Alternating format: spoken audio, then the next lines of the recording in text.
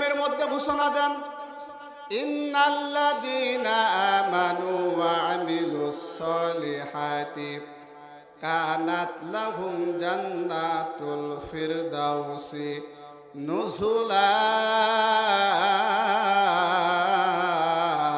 একটা আওয়াজ দিয়ে বলেন আল্লাহু আকবার।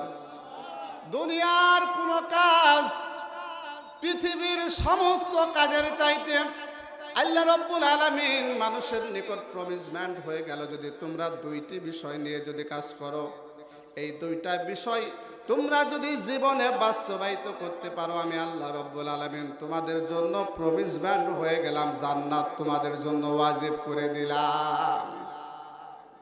জিজ্ঞাসা করা হলো কোরআনকে, কোরআন বলেন দুইটা জিনিস কি? আল্লাহ রাব্বুল আলামিন ঘোষণা দিলেন, ইন্নাল্লাযীনা আমানু, প্রথম নাম্বার তোমাদেরকে ঈমান আনতে হবে। বলেন কি আনতে হবে? আমাদের ঈমান আছে? আছে? কথা কয় না। আমাদের ঈমান আছে? এক নাম্বার ঈমান আনতে হবে, দুই নাম্বার আমিলুস সলিহাতের কাজ করতে হবে। এক নাম্বার ঈমান আনতে হবে। ঈমানটা কাকে বলা হয়? ঈমান বলা হয় যে ব্যক্তি ঈমান আনার পরে আল্লাহকে আল্লাহ বলে মানবে, যেই ব্যক্তি রব হিসাবে আল্লাহকে মানবে, যেই ব্যক্তি রিজিক দাতা হিসাবে আল্লাহকে মানবে, খাদ্য দাতা হিসাবে আল্লাহকে মানবে, যেই ব্যক্তি জীবনের মালিক আল্লাহকে মনে করবে, যেই ব্যক্তি মৃত্যুর মালিক আল্লাহকে মনে করবে, যেই ব্যক্তি দুনিয়ার সমস্ত কাজের মালিক একমাত্র আল্লাহকে মনে করবে, যারাই আল্লাহর উপর ভরসা করবে ওই ব্যক্তিদের ঈমানদার বলা হয়। জোরে বলেন সুবহানাল্লাহ। অথচ আমরা ঈমানদার দাবি করি, আল্লাহকে বিশ্বাস করি এক বলে, রব হিসাবে স্বীকৃতি দিই আল্লাহকে। প্রত্যেকটা ফরজ নামাজ, সুন্নত নামাজ, ওয়াজিব নামাজের মধ্যে আমরা বলি ইয়্যাকা না'বুদু ওয়া ইয়্যাকা নাস্তাঈন।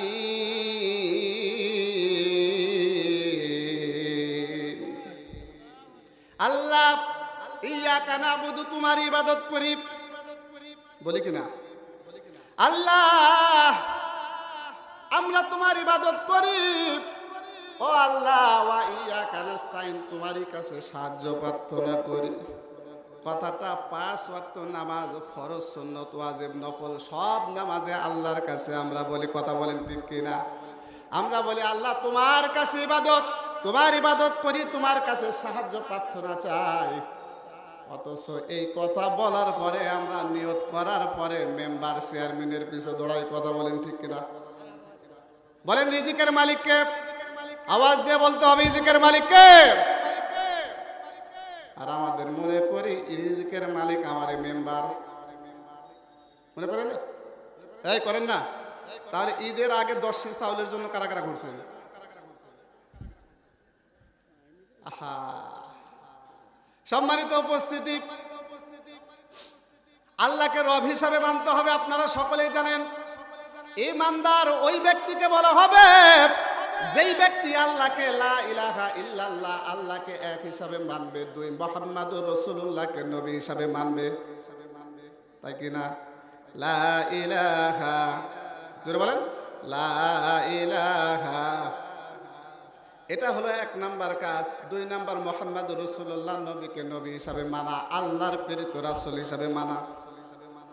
সম্মানিত উপস্থিতি, আপনি যদি গুনাহ করেন, আল্লাহকে আল্লাহ হিসাবে মানেন, রব হিসাবে আল্লাহকে যদি মানেন, আর ক্ষমার জন্য যদি আল্লাহর কাছে ক্ষমা চান, আমার আল্লাহ বলেন তোমার গুনার মধ্যে যদি শিরকের গুনাহ না থাকে, আমি আল্লাহ রব্বুল আলামিন তার জীবনের সমস্ত গুনাহগুলো মাফ করে দেব।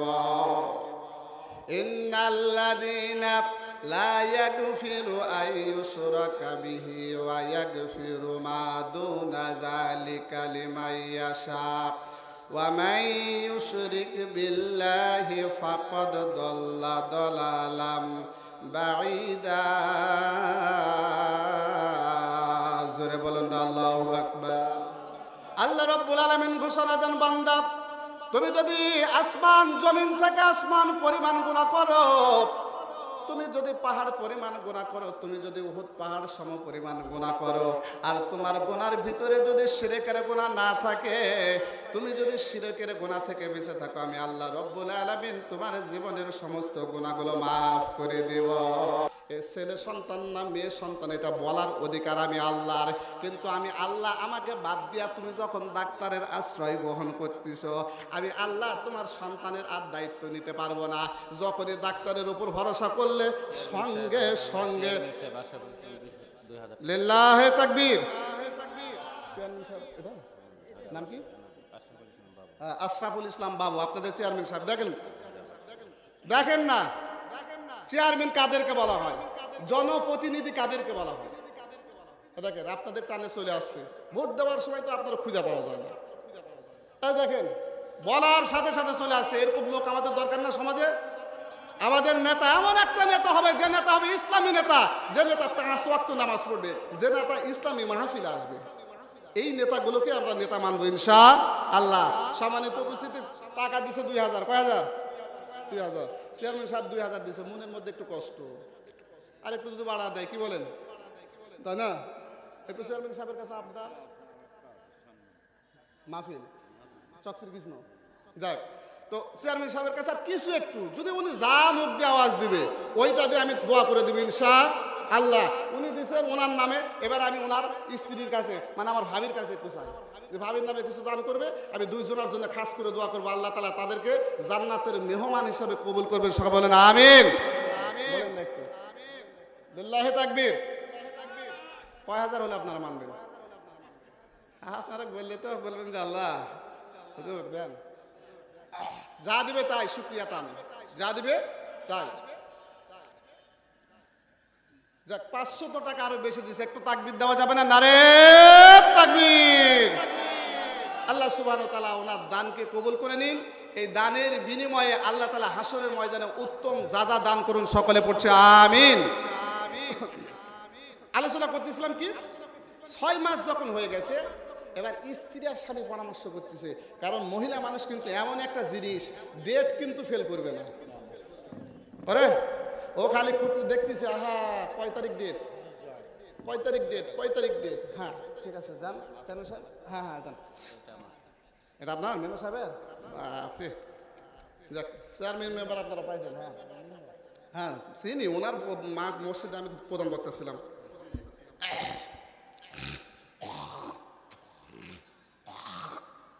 কালিমা পড়ো লা ইলাহা, জোরে জোরে লা ইলাহা ইল্লাল্লাহ, লা ইলাহা।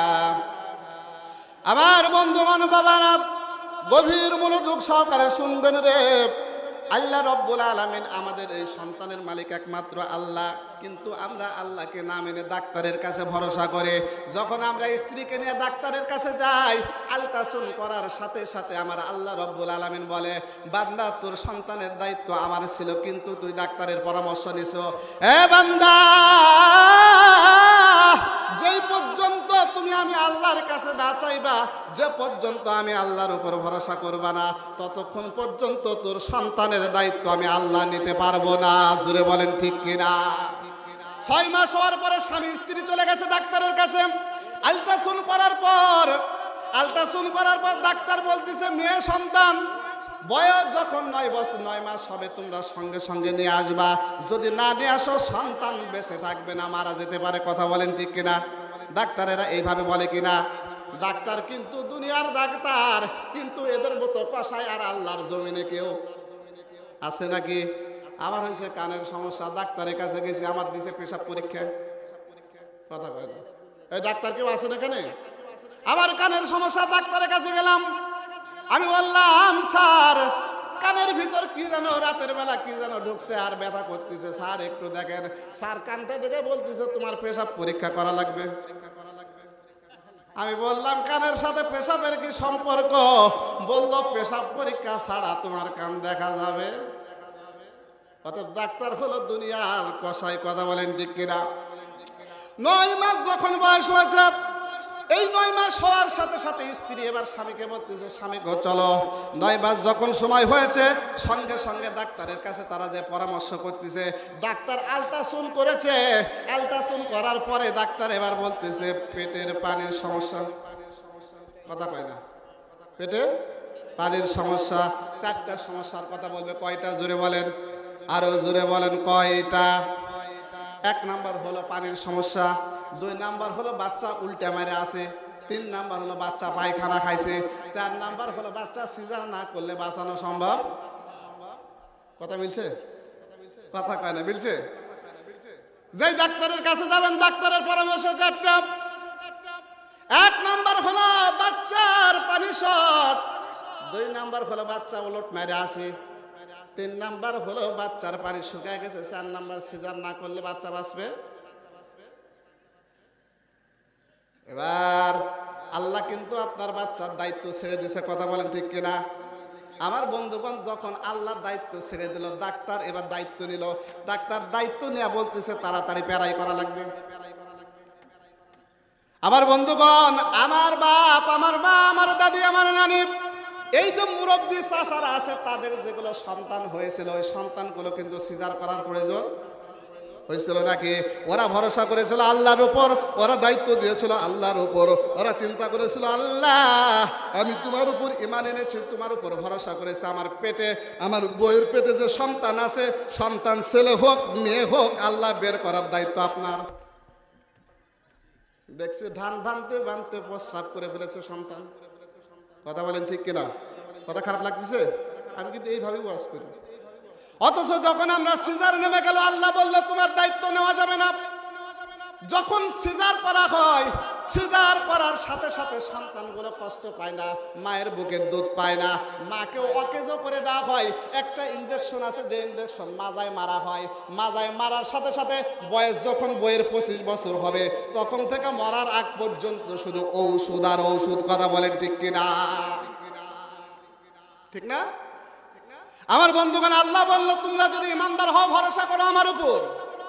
তোমরা যখন ডাক্তারের কাছে ভরসা করছো রে, আমি আল্লাহ রাব্বুল আলামিন তোমার সন্তানের দায়িত্ব ছেড়ে দিলাম। সন্তান যখন সিজার করে বাইর করা হয়েছে, সন্তান যখন দুনিয়াতে আসছে, আসার পরে যে কষ্টটা পাইল না, কষ্টটা না পাওয়ার কারণে সন্তানটা যখন বড় হয়ে যায়, ওই সন্তানগুলোই বেশিরভাগ কুলাঙ্গার হয়। কথা বলেন ঠিক কিনা? আজকে আমাদের সমাজে সে সন্তানগুলো গতকাল ঈদের নামাজ পড়েছে, ঈদের নামাজ পড়ার পর যেই সন্তানগুলো আজকে বক্স নিয়ে বাইর হয়েছে রে, যেই সন্তানগুলো আজকে বাইর হয়েছে গান বাজনা নিয়ে, যে সন্তানগুলো আজকে আড্ডা নিয়ে মদ নিয়ে পটকা নিয়ে বাইর হয়েছে, এই সন্তানগুলো 2টা কারণে বিজন্মা হয়েছে। 1 নাম্বার হলো তার মায়ের বিয়ের মধ্যে, বাপের বিয়ের মধ্যে বক্স বাজাইছিল। কথা বললে আপনারা ঠিক বলেন না গো, মাইকও দুর্বল, আপনারাও দুর্বল। 1 নাম্বার হলো তার মা বাবার বিয়ের মধ্যে বক্স বাজাইছিল, যার কারণে সন্তানটা হয়েছে অজাত কর্মা। নাম্বার 2, সিজার করার কারণে সন্তানটা কি হয়েছে? আমার বন্ধুগণ, বলতেছিলাম দাহিয়াতুল কলবির স্ত্রীর পেটের মধ্যে সন্তান, দাহিয়াতুল কলবি 7 বছরের জন্য যখন বাড়ি থেকে বের হয়ে যায়, বের হয়ে যাওয়ার পরে স্ত্রীর পেট থেকে যে সন্তান হয়েছে, সন্তানটা কন্যা সন্তান। কিন্তু মার মনের মতো আল্লাহর জমিনে, আসমানের নিচে জমিনের উপরে মার মনের মতো আর মন পাওয়া যাবে না। কথা বলেন ঠিক কিনা? আবার বন্ধুগণ, থানতালার বাবারা, আমি দেখেছি দুনিয়াতে সকল মানুষ স্বার্থ ছাড়া কাজ করে না। আজকে মেম্বার গেল, চেয়ারম্যান গেল, স্বার্থ ছাড়া কেউ কিন্তু ঘোরাফেরা করতেছে না। দুনিয়াতে একটা মানুষ স্বার্থ ছাড়া কাজ করে রে, এই জিনিসটার নাম একটু আওয়াজ দিয়ে বলেন তিনি কে? একটু আওয়াজ দিয়ে বলেন না তিনি কে? আমার বন্ধুগণ, আমি দেখেছি, আমি নজরুল ইসলাম নুরানি, আজকে আমি এই পথে আসার একমাত্র উসিলা হলো আমার মা। আজকে যখন বাড়ির থেকে বের হয়েছি রে, বের হওয়ার সাথে সাথে আমার মাকে একটু ডাক দিয়ে কাছে নিলাম। ডাক দিয়ে কাছে দেওয়ার পর মাকে একটু বুকের সাথে জড়া ধরা মাকে বলতেছি, মা একটু টুপি খুলে দিলাম, মা একটু দোয়া করে দাও। আমার মা কি যেন ফুরফুর করে পড়ে, মা আমার মাথার উপরে একটু ফু দিয়ে দিল। মনের মধ্যে প্রশান্তি পাইলাম। আমি আমার মাকে বললাম, মা একটু দোয়া করে দিবে, আল্লাহ রাব্বুল আলামিন যেন ওয়াজের ময়দানে আমাকে কবুল করে নেয়। জোরে বলেন আল্লাহু আকবার। পৃথিবীতে যত মানুষ ভালোবাসে, প্রত্যেকটা মানুষ স্বার্থ ছাড়া ভালোবাসে না। শুধুমাত্র মা আর বাবার ভালোবাসা স্বার্থ লাগে না। কথা বলেন ঠিক কিনা? ওরে স্বার্থ ছাড়া বন্ধু বান্ধব কাছে আসে না। বিনা স্বার্থে দুনিয়ার কেউ ভালোবাসে না, স্বার্থ ছাড়া ভালোবাসে শুধুই আমার মা। জোরে বলুন না আল্লাহু আকবার। বিনা স্বার্থে ভালোবাসে শুধুই আমার মা। কথা বলেন ঠিক কিনা? কাদা খড় কোটা দিয়ে মাটির মূর্তি করে, লক্ষ কোটি মজুরি নাই মূর্তির কারিগরে। নাই কাদা খড় কোটা দিয়ে মাটির মূর্তি গড়ে, লক্ষ কোটি মজুরি নাই মূর্তির কারিগরে। আমার এই সুন্দর দেহ গড়াই দিল আমার এই যে মা, বিনা স্বার্থে গড়াই দিল আমার এই দেহটা, স্বার্থ ছাড়া ভালোবাসে শুধুই আমার মা। জোরে বলেন ঠিক কিনা? আমার বন্ধুগণ, ভালো করে গভীর মনোযোগ দিবেন। আমার মা আপনার মা। আজকে দেখেন আমার মা আপনার মার কোনো খেয়াল নাই। আজকে দেখছে বাবার নামে বিভিন্ন রকম গরু নিয়ে যাওয়া হচ্ছে, মোষ নিয়ে যাওয়া হচ্ছে, খাসি নিয়ে যাওয়া হচ্ছে, কিন্তু বাড়িতে মা আছে, বাড়িতে বাবা আছে, মা বাবার নামে খাবার নাই। বাড়িতে মা আছে, মার পরনের শাড়ি নাই, বাবার পরনের শাড়ি নাই, কিন্তু শ্বশুর শাশুড়ির শাড়ির অভাব নেই। কথা কয় না? নিজের মাকে মা বলতে কষ্ট হয়, শাশুড়িকে কিন্তু আম্মা বলতে কষ্ট হয় না। নিজের মাকে বলা হয় বুড়ি, বাবাকে বলা হয় বুড়া, আর শ্বশুর আর শাশুড়িকে সালামালাইকুম আব্বু আর সালামালাইকুম আম্মা। কথা বলে ঠিক কিনা? কারণ বউ যখন আপনি 10 লক্ষ টাকা দিয়ে ছেলেকে যখন বিয়া দিচ্ছেন, ডিমান্ড নিয়ে বিয়া দেওয়ার সাথে সাথে ছেলে আর আপনার নাই, ছেলে হলো বউয়ের। কথা কয় না, কথা কয় না। বুঝেন না আমার ভাষা? বুঝেন না বাংলা ভাষা? বুঝেন? যখন আপনি 10 লাখ টাকা দিয়ে বিয়ে দিয়েছেন সন্তানকে, শাশুড়ি আর শ্বশুর বলতেছিল 10 লক্ষ টাকা দিয়ে তোমার সন্তানকে কিনে নিছি, এখন আব্বা আম্মার আমরা আর তোমরা শুনবা বুড়া বুড়ি। কথা কয় না? আমার বন্ধুগণ, দরদের মা ছাড়া, দরদের বাবা ছাড়া দুনিয়াতে কেউ নাই। আমি দেখেছি যত জায়গায় মার দোয়া, দুনিয়াতে 2টা দোয়া কখনো মিস হয় না। 1 নম্বর হলো মা বাবার দোয়া, 2 নম্বর সন্তানের দোয়া, শিক্ষকের দোয়া। এই 2টা দোয়া আল্লাহর জমিনে কোনোদিন মিস হয় না। সম্মানিত উপস্থিতি, আজকের মাহফিল থেকে বাড়িতে যাবেন, বাড়িতে যাওয়ার পর মার পা ধরে, বাবার পা ধরে একটু কান্নাকাটি করবেন। যদি গুনার কাজ করে থাকেন মার পা ধরবেন, বাবার পা ধরে একটাবার অন্তরের মধ্যে জড়াইয়া নেয়া, মা বাবার কাছ থেকে দোয়া নিবেন। মা বাবা যদি দোয়া করে, যেইটাই দোয়া করবে, বন্দুকের গুলি মিস হতে পারে, কিন্তু মা বাবার দোয়া কখনো মিস হবে না। কথা বলেন ঠিক কিনা? আমার বন্ধুগণ, আমি ভালো করে খেয়াল করে দেখেছি, সন্তান যদি ল্যাংড়া হয়, খোঁড়া হয়, সন্তান যদি বোমা হয়, সন্তানের যে কোনো অসুস্থতা হয়ে থাকে, দুনিয়ার সকল মানুষ ফেলাইয়া দিতে পারে, কিন্তু জনম দুঃখিনী মা কখনো ফেলাবে না, জনম দুঃখিনী বাবা কখনো ফেলাবে না, জনম দুঃখিনী মা বাবা কখনো সন্তানকে ফেলাবে না। কারণ যদি মেয়ে 10টাও হয়, মেয়ে যদি 8টাও হয়, মেয়ে যদি 5টা হয়, সকলের কাছে বোঝা হলো, মা বাবার কাছে কিন্তু ওই মেয়েগুলো কখনো বোঝা হতে পারে না। আপনার পরিবারের সন্তান যদি ল্যাংড়া হয়, সন্তান যদি খোড়া হয়, দুনিয়ার সকলের কাছে খারাপ লাগতে পারে, কিন্তু মা বাবার কাছে খারাপ লাগবে না। কথা বলেন ঠিক কিনা? ময়মনসিংহ হাসপাতালে যখন আমি গিয়েছিলাম, ওই জায়গায় একটা দৃশ্যপট দেখলাম, যে দৃশ্যটা দেখে আমার অন্তরে কেঁদে কেঁদে কেঁদে ওঠে। আর এখন ওই দৃশ্যটা আমার এখনো মনে পড়ে যায়। আমার যখন স্ত্রী ময়মনসিংহ সদর হাসপাতালে ভর্তি ছিল, ওই সময় আমি একটু খেয়াল করে দেখলাম, বিশাল বড় সদর হাসপাতাল, এক সাইডে দেখি কিছু পোড়া রুগীরা, এক সাইডে কিছু পোড়া রুগীদের রুম আছে। ওই পোড়া রুগীদের রুমে যখন আমি গেলাম, যাওয়ার পরে দেখলাম একটা সন্তান শুয়ে আছে, পাশে একটা মহিলা বসে আছে। আমি যখন পোড়া মহিলার কাছে গেলাম, পোড়া সন্তানের কাছে গেলাম, দুর্গন্ধে আমার নাক দিয়ে এমনভাবে দুর্গন্ধ লাগছে, বাইরে আসে আমি বমি করে ফেলাইছি। আমার সাথে আমার চাচা শ্বশুর ছিল, আমি ডাক দিয়ে বললাম, শ্বশুর গো, আমি তো ওখানে যাওয়ার পরে গন্ধে আমার মুখ থেকে বমি বের হয়ে গেল। কিন্তু দেখলাম, খেয়াল করে, ওই পোড়া সন্তানের কাছে একটা মহিলা বসে থেকে বারবার ওই পোড়া সন্তানের হাতটা এইভাবে নিয়ে চুমু খাচ্ছে। আমি খেয়াল করে দেখলাম, যেখানে চুমু খাইতেছে ওই চামড়াগুলো ঠোঁটের সাথে কেমন জানি লেগে যাচ্ছিল। আমি আমার চাচা শ্বশুরকে ডাক দিলাম, শ্বশুর গো, এই যে মহিলাটা এই সন্তানকে বারবার চুমু খাচ্ছে, ওই সন্তানটা, ওই মহিলাটা কে হতে পারে? আমার চাচা শ্বশুর শিক্ষক মানুষ, প্রাইমারি স্কুলের শিক্ষক, বারবার ডাক দেয়া বলল, জামাই, তুমি যে মহিলাটাকে দেখলেও সন্তানের হাতে বারবার চুমা খাচ্ছিল, ওটা দুনিয়ার কেউ হতে পারে না। ওই মহিলাটা হলো ওই সন্তানের জনম দুঃখিনী মা। একটু আওয়াজ দিয়ে বলা যাবে কি আল্লাহু আকবার। আমার বন্ধুগণ, শুধু তাই নয়, ভালো করে গভীর মনোযোগ করে সহকারে শুনেন। সেই সময় থেকে আমার এখনো মনে হয় ওই পোড়া সন্তানের হাতে চুমু দেওয়ার কথাটা আমার এখনো মনে হয়। আমার বন্ধুগণ, একটা দৃশ্যপট, জামালপুর যখন ছিলাম আমি ওই এলাকার একটা দৃশ্য দেখেছিলাম। আমার বন্ধুগণ, একটা ছেলে প্রাইমারি হাই স্কুলে লেখাপড়া করেছিল। প্রাইমারি থেকে সে জিপিএ 5 পেয়ে প্রাইমারি পাস করেছে। প্রাইমারির পর থেকে হাই স্কুলে ভর্তি হয়েছে। হাই স্কুলে যাওয়ার পরে এসএসসি তো জিপিএ প্লাস পেয়েছে। এরপর ওখান থেকে ইন্টারমিডিয়েট পরীক্ষা দিছে, জিপিএ 5 পেয়ে ওখান থেকে পাস করেছে। মা বাবা পরিবারের মধ্যে কেউ নাই। মা বাবা পরিবারের মধ্যে দুইজন মানুষ, মা আর বাবা আর সন্তান। সন্তান যখন ভালো মেধাবী, যখন ইন্টারমিডিয়েট পাস করেছে, ওখান থেকে বের হয়ে মা বাবাকে বলতেছে, বাবা মা আর লেখাপড়া করব না, কারণ আমি যদি লেখাপড়া করি তোমরা আর আমার খরচ চালাতে পারবে না।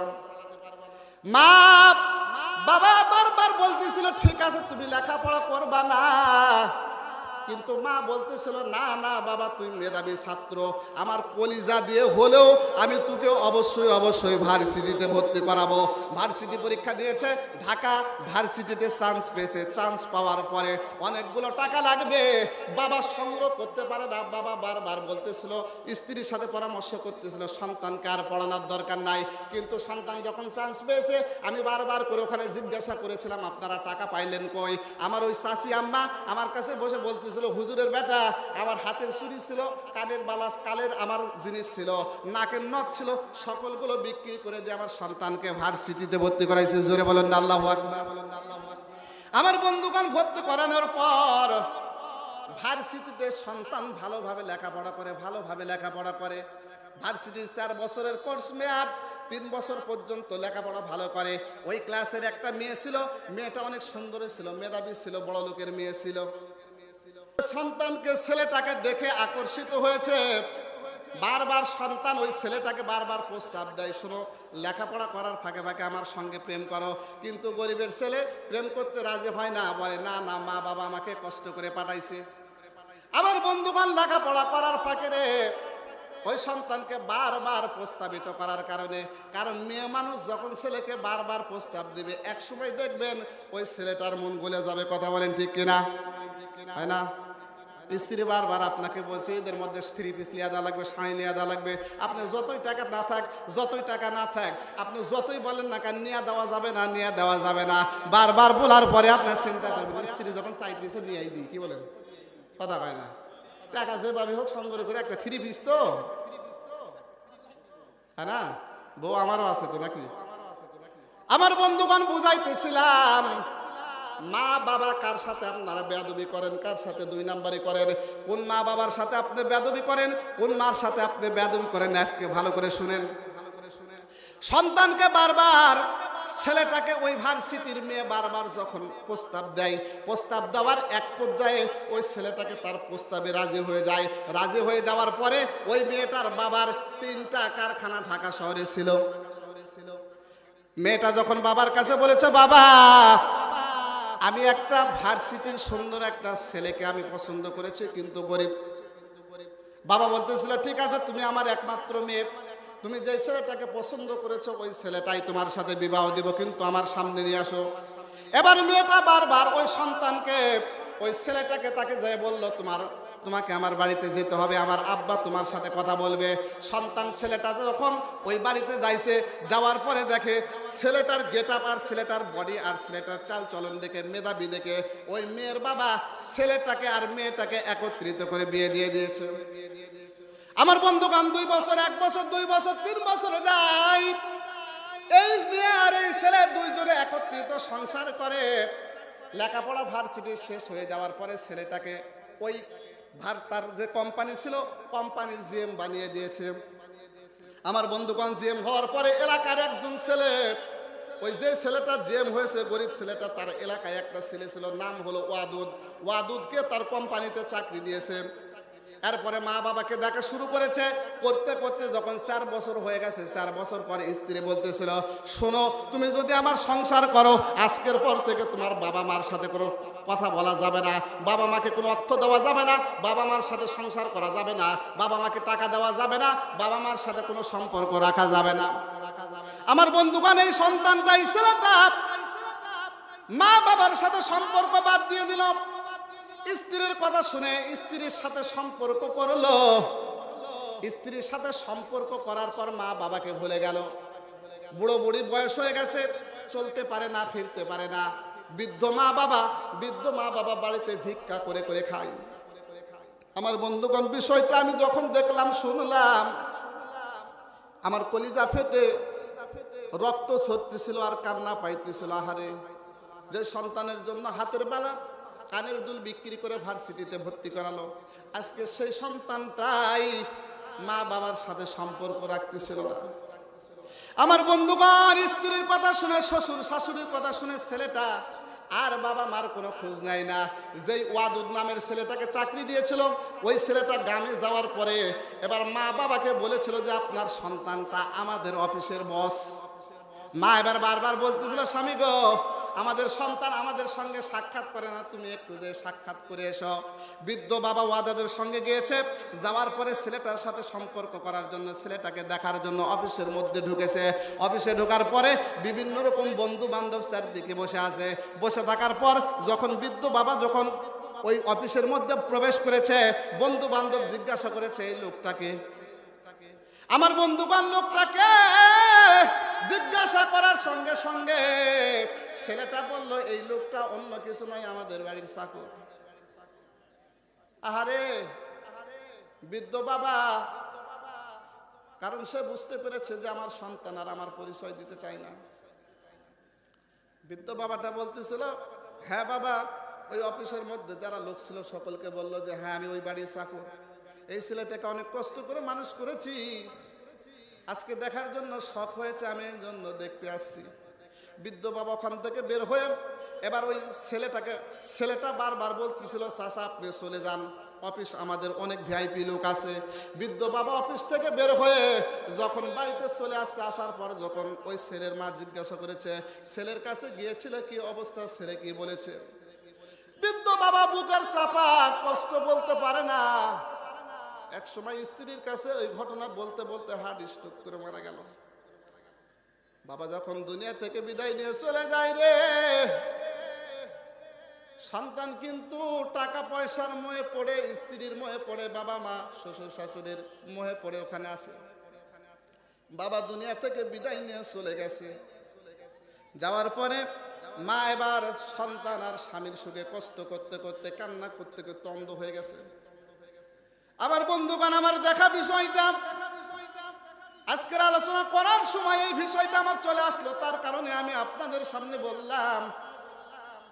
এই সন্তানটা যখন স্ত্রীর মোহে পড়ে, শ্বশুর শাশুড়ির মোহে পড়ে এবার চাকরি করতেছিল, হঠাৎ করে 1 বছর পর 6 মাস পরে ওই সন্তানটার অসুখ হয়েছে। এমন একটা অসুখ হয়েছে, গা থেকে গোশতগুলো পচে পচে খসে পড়ার উপক্রম হয়ে গেছে। বড় লোকের বাড়িতে গরিবের কোনো চান্স নাই। এই ছেলেটাকে বারবার ডাক্তার দেখানো হয়, ভালো হয় না। কেন ভালো হয় না? কারণ মা বাবার দোয়া নাই।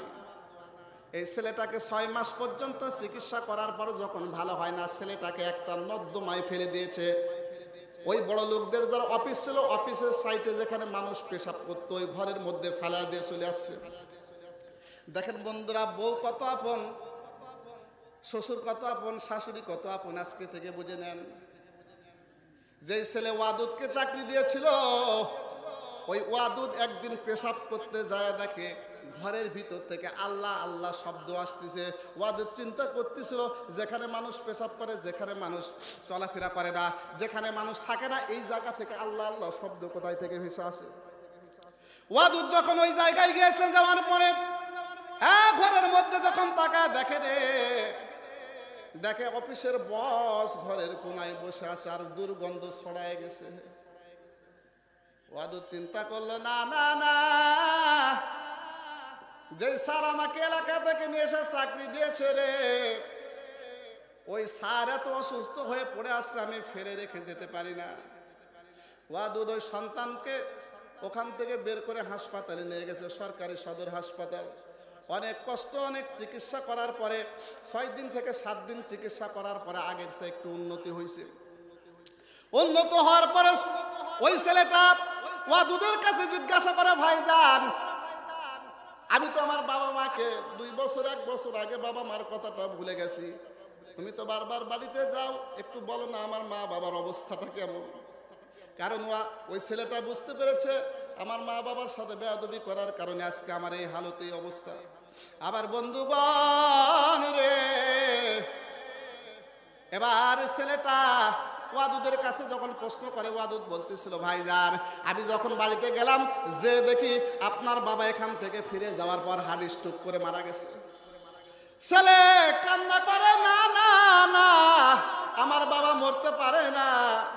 ছেলের ওই সময় ব্রেন ফিরে আসছে, ওয়াদুদকে সঙ্গে সঙ্গে বলা শুরু করলো, ওয়াদুদ রে আমাকে একটু বাড়িতে নিয়ে যাও। ওয়াদুদকে যখন এই কথা বলেছে, ওয়াদুদ সঙ্গে সঙ্গে এই ছেলেটাকে বাড়িতে নিয়ে যাওয়ার জন্য প্রস্তুতি গ্রহণ করেছে। এই ছেলেটা চিন্তা করলো, যখন আমি বাড়িতে যাব রে, আমার মা যেহেতু বেঁচে আছে, মার জন্য একটু বাজার করে নিই। ওয়াদুদের কাছ থেকে কিছু টাকা ধার নিয়েছে, এই টাকা ধার নিয়ে মার জন্য শাড়ি কিনেছে, মার জন্য আপেল নিয়েছে, কমলা নিয়েছে। নেওয়ার পরে যখন বাড়ির দিকে রওনা হয়েছে, বাড়ির দিকে রওনা হওয়ার পর যখন বাড়ির সীমানার দিকে রওনা হয়েছে, দূর থেকে দেখে বাড়ির দিকে হাজার হাজার মহিলা ঘেরাও করে রেখেছে। ছেলে সন্তান বুঝতে পারে নাই,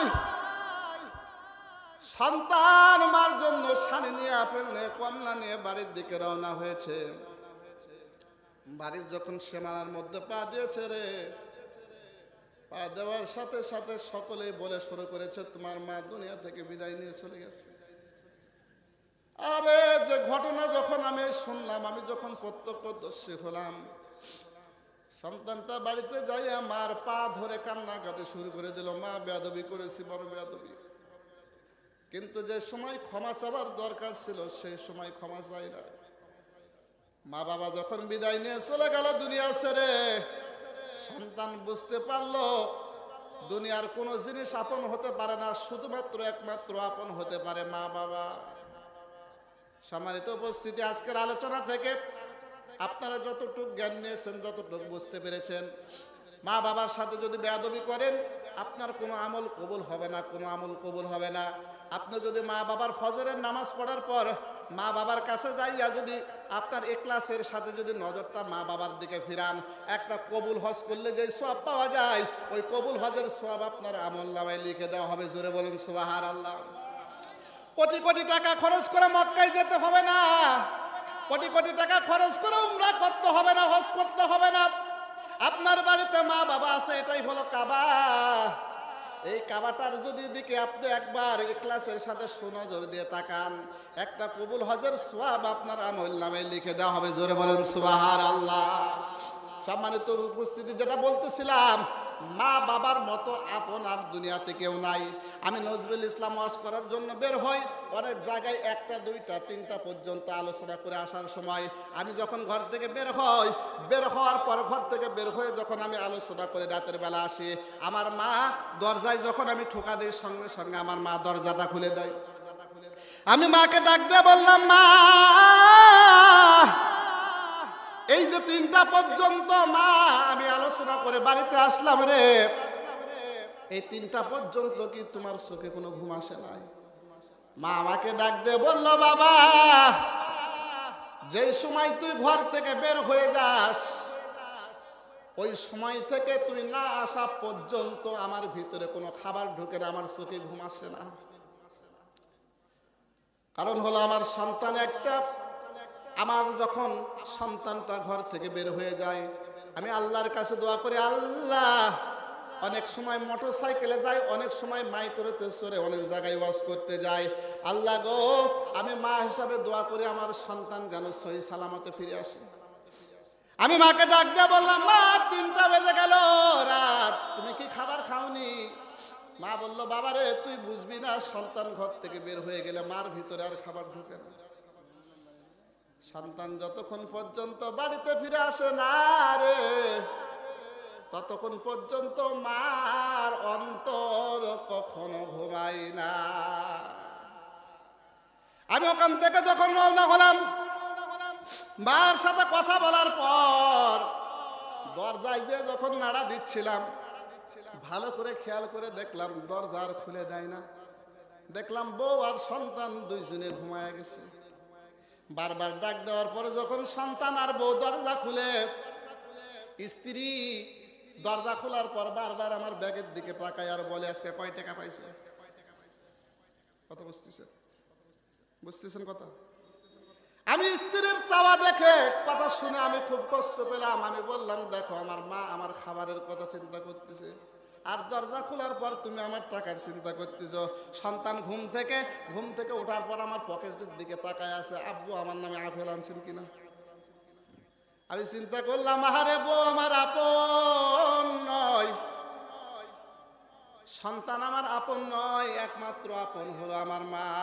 কথা বলেন ঠিক কিনা? সম্মানিত উপস্থিতি, বিষয়গুলো বলা এইমাত্র কারণ হলো, আজকে যারা মার সাথে বেয়াদবি করেছেন, বাবার সাথে বেয়াদবি করেছেন, এখান থেকে রওনা হয়ে যাবেন। মা বাবার পা ধরবেন, পা ধরার পর মার কাছে ক্ষমা চেয়ে নেবেন, বাবার কাছে ক্ষমা চেয়ে নেবেন। মা বাবাকে দোয়া করতে বলবেন। দেখবেন আপনার কোটি কোটি টাকার সম্পদ নাই, কোটি কোটি টাকার সম্পদের প্রয়োজন নাই। আপনার সম্পদ যদি অল্প থাকে আর মা বাবার যদি দোয়া থাকে, ওইটাই আপনার জন্য যথেষ্ট হবে। কথা বলেন ঠিক কিনা? কত কোটি কোটিপতি আপনার এলাকায় আছে, রাতে ঘুম নাই। কত কোটি কোটিপতি, হাজার হাজার বিঘা জমির মালিক, রাতে ঘুম নাই। বাড়ির ভিতর সুখ নাই, শান্তি নাই, ডায়াবেটিসে ভুগতেছে। স্ত্রীর অসুখ, স্বামীর অসুখ, সন্তানের অসুখ, নিজের ডায়াবেটিস, নিজের যা কিছু অসুখ সব কিছু আছে। প্রতিদিনের জন্য স্ত্রীর 100 টাকার ওষুধ লাগে, আমার 100 টাকার ওষুধ লাগে, সন্তানের 100 টাকার ওষুধ লাগে। কিন্তু অনেক ভ্যান চালক আছে, পরিবার আছে, মা বাবাকে নিয়ে যতটুকু আছে খাবার খেয়ে যখন ঘুমায়া যায়, দেখবেন সারা রাত্রি কোনো দিকে তাকায় না, শুধু ঘুম আর ঘুম। কথা বলেন ঠিক কিনা? শুরু করবো।